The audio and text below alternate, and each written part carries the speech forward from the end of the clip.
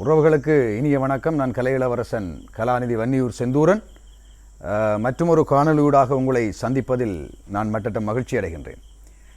நான் இன்று பேச வந்திருக்கின்ற விடயம் மறைந்த முன்னாள் அமைச்சர் பாலித தேவாரப்பெரும அவர்களுடைய அந்த மறைவு செய்திக்கு இலங்கை திருநாட்டில் இருக்கின்ற அனைத்து எல்லா மக்களுமே பொதுவாக இனம் மதம் மொழியெல்லாம் கடந்து எல்லாருமே அஞ்சலி செலுத்தி கொண்டு வராங்க. இப்போ அதில் பார்த்தோம்னு சொன்னால் இப்போ கொஞ்சம் பேர் அதே ஒரு தேவையில்லா விடயம் மாதிரி கழிச்சு கொண்டு நிறைய பேர் இருக்கிறாங்க. அதாவது பாலித தேவாரப்பெருமா அதை எல்லாருமே தமிழர்கள் அவரை அஞ்சலி செலுத்தினா ஏதோ அவர் மாமனிதர் மாதிரி ஆயிடுவார், அல்லது ஏதோ பெரிய அவர் ஒரு கெட்டவர் சண்டியர் அது இதுண்டு எக்ஸட்ரா அப்படின்னு சொல்லி கொண்டு வராங்க. இல்லை நிறைய விஷயம் சொல்கிறாங்க. நான் ஒரு விஷயம் உங்களுக்கு சொல்கிறேன். ஒரு சிங்கள தலைவரை அல்லது சிங்கள அரசியல் தலைவரை நாங்கள் அவற்றை இயல்பை பாராட்டுறதால இங்கே தமிழன் ஒன்றும் கெட்டு போயிட மாட்டாங்க. இந்த மண்டகலண்ட கூட்டங்கள் இப்போவும் எங்களுடைய ஆக்கள் இருக்கத்தான் செய்கிறாங்க. தமிழர்கள தலைவர்களை உன்னதமாக நினைக்கிற சிங்கள தலைவர்கள் இன்றைக்கும் இருக்கிறாங்க. எங்கட பெருமைகளை ஏற்றுக்கொள்கிற சிங்கள தலைவர்கள் இருக்கிறாங்க. இப்போ இங்கே தமிழர்களுக்கும் சிங்களவர்களுக்கும் எப்போவும் இலங்கையில் பிரச்சனை இல்லை. அதை வெளிநாட்டில் இருக்கிறார்களும் சரி உள்நாட்டில் இருக்கிறார்களும் சரி அரசியல் பிரமுகர்களும் சரி ஊதி பிறப்பிக்க தேவையில்லை.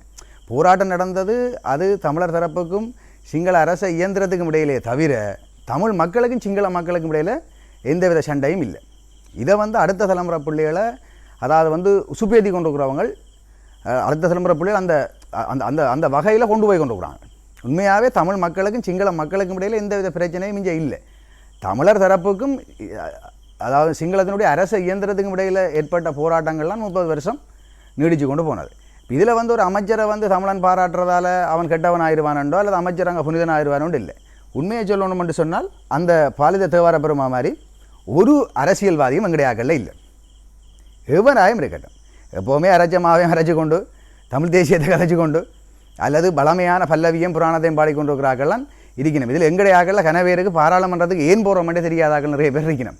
ஏன்னா பாராளுமன்றம் என்றாது என்னென்று தெரியாதாக்களும் ஆக்சிடெண்ட்டில் போன ஆக்களும் அதாவது விபத்தா அதுக்கு போன ஆக்களும் இருக்கணும் நிறைய பேர். அங்கே போய் சாப்பாட்டு கதையும் குடும்ப கதையும் மீன் சொதியும் கருவாட்டு பொரியலும் கதைச்ச ஆக்கள் எல்லாம் இருக்கணும். இப்போ இப்படி நிறைய விஷயங்கள் இருக்குது. பாராளுமன்றம் என்றது சொல்கிறது ஒரு சட்டம் இயற்ற இடம். அங்கே போய் எப்படியான கதைகளை கொண்டு போனால் அங்கே எங்களுக்கு சார்பான சட்டங்களை கொண்டுடலாம் அல்லது ஒரு சட்டம் இயற்ற அரங்கத்தில் எந்தெந்த கதைகள் எடுபடும் என்று சொல்லி தெரியாதாக்களும் இருக்கணும். எப்போவுமே எங்கட பிரச்சனை என்று அந்த பிரச்சனைக்கான வழிமுறைகளை வகுக்கக்கூடிய இடத்துல இருந்து கொண்டு கூட செய்யலாத கட்டத்தில் அல்லது இப்படித்தான் எங்களோட சனத்தை வச்சிருக்கணுமன்ற கட்டத்தில் இன்றைய பல பேர் இருக்கணும். அதுக்கு 2 காரணம் இருக்குது. ஒன்று அறியாமையும் இருக்குது. அவைக்கு என்னோட விஷயம் தெரியாது, எந்த வழியில் போகலாமன்ற விஷயம் தெரியாது. என்னென்னு சொன்னால் அவைக்கு சரியான வழி நடத்தல் இல்லை. உண்மையாக பாலித தேவாரப்பெருமை அவர் சண்டியனாக இருக்கலாம், முளகாத்தோடையும் கத்தியோடையும் பாராளுமன்றத்துக்கு போனவராக இருக்கலாம், அவற்றை நடைமுறை வாழ்க்கையில் பிழையாக இருக்கலாம், அவர் எப்படிப்பட்டவர் ஆகணும்னா இருக்கலாம், தோற்று போனவர் எம்பியாக இருக்கலாம், எங்களுக்கு யாரும் இல்லை அவர். ஆனால் அவரை பொறுத்தவரை தன்னுடைய சொந்த சொத்தை விற்று மக்களுக்கு சேவையாற்றுன்னு ஒரு ஆள். சாப்பாடு கொரோனா காலத்தில் எல்லாரும் பயந்து முழு எம்பி மேரம் வீட்டுக்குள்ளே படுத்து கிடக்க அந்த மனுஷன் தமிழ் சிங்கள முஸ்லீம் பார்க்காம தெரிஞ்ச ஒரு மனுஷன். அதால் தான் உலகம் எல்லாம் அந்த ஆளுக்கு ஒரு அஞ்சலி செலுத்துது.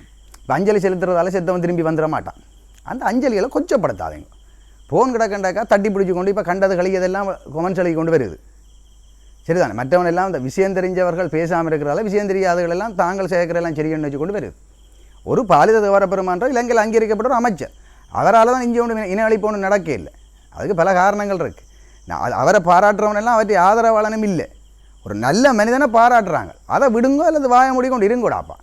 எல்லாம் புற தத்துவங்களை கிளப்பி கொண்டு வாரிகள் இங்கே இருந்தோண்டு. இப்போ இதில் நான் ஏன் சொல்கிறேன்னு சொன்னால் ஒரு மனுஷன் இறந்து போயிட்டான், அவனை பற்றி விமர்சிக்கிறதுக்கு வேறு வழி இல்லாமல் அவன் ஒரு துவசவாதி என்று காட்டுறீங்க, கட்டுரை எழுதி கொண்டு இருக்கிறீங்க. இன்றைக்கி எல்லா மக்களும் எல்லா இன மக்களும் அவரை அஞ்சலி செய்கிறாங்க. அப்படி அஞ்சலி செய்கிறதால நாங்கள் ஒன்றும் அவருக்கு அங்கே பெரிய விமோசனம் பண்ண கொடுத்துட போகிறோம் இல்லை. இதை நான் இந்த இடத்துல சொல்கிறோம் ஏன்னு சொன்னால் எங்களுடைய ஆக்களுக்கு இருக்கிற பழமையான வியாதி கொண்டு இருக்குது. எதிலேயுமே எதிர்க்கும் தூரமாக கதைக்கணுமன்ற ஒரு வியாதி கொண்டு இருக்குது. முதல்ல நாங்கள் எங்களை செப் பண்ணிவிடணும். அப்படி ஒரு அரசியல்வாதி சிங்கள இனத்தில் இருந்து கொண்டு தமிழர்கள் மனதை வெல்றாருண்டா, தமிழர்களாக இருக்கிற எங்கள் அரசியல்வாதி ஏன் தமிழ் மக்கள் மனதை வெல்ல முடியலை? அப்போ அந்த இடத்துக்கு நாங்கள் எப்போ வரப்போகிறோம் அப்படி நாங்கள் பார்க்கணும். நாங்கள் இருக்கிற தவறுகளை முதல்ல நாங்கள் விளங்கி கொள்ளணும். அதை விட்டு போட்டு பாலித தேவாரப்பெருமாவை நாங்கள் கழிச்சிட்டோம் அல்லது பாலித தேவாரப்பெருமாவுக்கு அஞ்சலி செலுத்துகிறாங்கன்றதுக்காக அது ஒரு பிழையான விஷயமாக சித்தரித்து அது ஏதோ பெரிய அந்த போராட்டத்தோடு கொண்டு எல்லாத்தையும் உண்டா ஒரு புள்ளியில் இணைச்சி சும்மா அப்படி தமிழ் தேசிய வங்குரோத்த அரசியல் நாங்கள் செய்யக்கூடாது. பாலித தேவாரப்பெருமான் என்று சொல்கிறார், அது வேறு ஒரு பகுதி. அவர் ஒரு மக்களிட மனதை வென்று ஒரு மனிதாயமானமான தொண்டன்.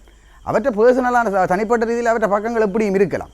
அவர் சண்டியனாக இருக்கலாம், பாராளுமன்றத்துக்கு தூளோட போனவராக இருக்கலாம், கத்தியோட போனவராக இருக்கலாம். அது அவர் சட்ட சிக்கல்களை அவர் பார்த்துக்கொள்வார். ஒரு மனிதன் இறந்து விட்டான், சரி முடிந்தால் அஞ்சலி செலுத்துங்கள், அப்படி இல்லைன்னு சொன்னால் வாய முடி கொண்டு கொடுப்பேன். நான் இதை சொல்கிறேன்.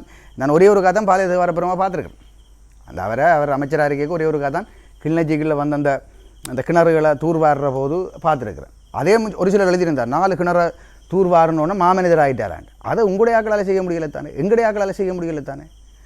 அங்கேருந்து வந்து களத்துறையிலேருந்து வந்து ஒரு சிங்கள நபர் செய்தான் தானே. அப்போ நாங்கள் அதை பாராட்ட தானே வேணும். இப்போ இங்கே குழாக்கிணறு அடிக்கிறவனாவது இலவசம் அடித்து கொடுப்பான். எங்களுடைய ஆக்கள் யாராவது யாருக்கும் இலவசமாக தூர்வாரி கொடுப்பீங்களா? ஒரு நாள் கூலி ஃப்ரீயாக நீங்கள் வேலை செய்து கொடுப்பீங்களா? இல்லை.